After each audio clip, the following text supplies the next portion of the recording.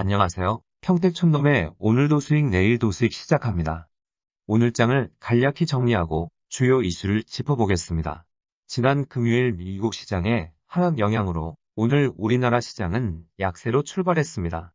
연준의 FOMC 이후에 연준 관계자들의 발언이 이어지며 우려가 커지고 혼선이 생긴 것이 원인으로 분석됩니다. 그럼에도 여전히 나스닥 대형 빅테크 기업들은 상대적으로 강한 모습이 나왔습니다.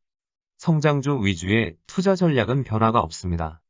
장 초반 지수가 하락하는 과정에서 카카오, 네이버 등 인터넷 서비스 관련 종목은 양봉이 나왔습니다. 그런데 중장기 시황에서 좀 걱정이 되는 점이 있습니다.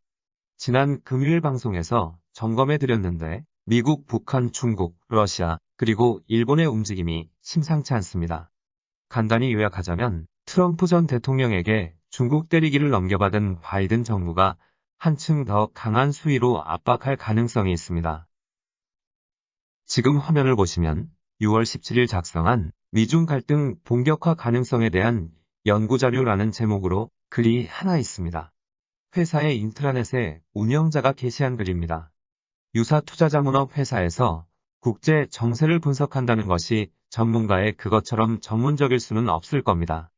다만 겉으로 드러나는 뉴스와 증권사의 레포트를 참고하여 방향성 예측을 시도해 볼 수는 있습니다. 오늘 신한금융투자 박석중 연구원이 G2 분쟁 관련 보고서를 발표했습니다. 그동안 걱정했던 여러 정황이 비슷하게 들어있습니다. 저작권상 내용을 소개하는 것은 불가능하고 신한금융투자 홈페이지에서 찾아보시길 권합니다. 진짜 중요한 레포트입니다. 유튜브 더보기에 바로가기 링크를 넣어놨습니다.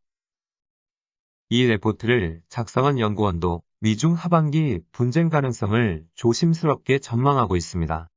모르고 얻어맞는 것보다는 미리 조사하고 대비하는 것이 필요합니다. 미중 분쟁에 따른 국제 정세의 변화와 그 파급력 속에서 기회를 찾으려면 미리 준비를 하는 것이 좋습니다. 이어서 오늘장 강세 업종 및 테마 알아보겠습니다. 오늘장 코스피, 코스닥 지수가 외국인 기관의 동반 매도세에 하락하면서 대부분의 업종이 하락 마감했습니다. 코스피는 중소형주의 하락폭이 컸으며 대형주는 잘 버티는 모습을 보여주었습니다. 업종별로 살펴보면 전기가스 업종이 한국전력의 급락에 영향을 받아 가장 큰 낙폭을 보여주었습니다. 뒤를 이어 의료정밀 업종, 통신업종, 비금속광물 업종, 운수창고 업종 순으로 하락폭이 컸습니다. 반면 의약품 업종은 미국 모더나 mRNA 백신, 한국 생산 검토 소식 등의 1.83% 상승 마감했습니다. 코스닥도 중소형주의 하락폭이 상대적으로 컸습니다. 업종별로 살펴보면 인터넷, 통신방송 서비스, 운수장비 부품 업종이 각각 2.28%, 2.15%, 2.00% 하락 마감 기록하며 큰 낙폭을 보였습니다. 반면 제약 업종이 1.71% 상승 마감하면서 가장 강한 흐름을 보였습니다. 섹터별 동향 살펴보면 코로나19 진단키트, 치료제 관련 섹터가 대부분 강세를 보였습니다. 전파력 3배에 달하는 델타 변이가 전 세계적으로 확산되며 기난 공포심에 관련 섹터가 상승한 것으로 풀이됩니다. 시젠이 16.36%, 엑세스바이오 16.36%, 서린바이오 15.26%, 지원생명과학 11.02% 상승 마감했습니다. 오늘의 마감 결과입니다. 코스피는 미국 연준위원회 매파적 발언 우려에 하락 마감했습니다. 지난 주말 뉴욕 증시에서 주요 지수는 조기 금리 인상 우려가 커지며 하락 마감했습니다.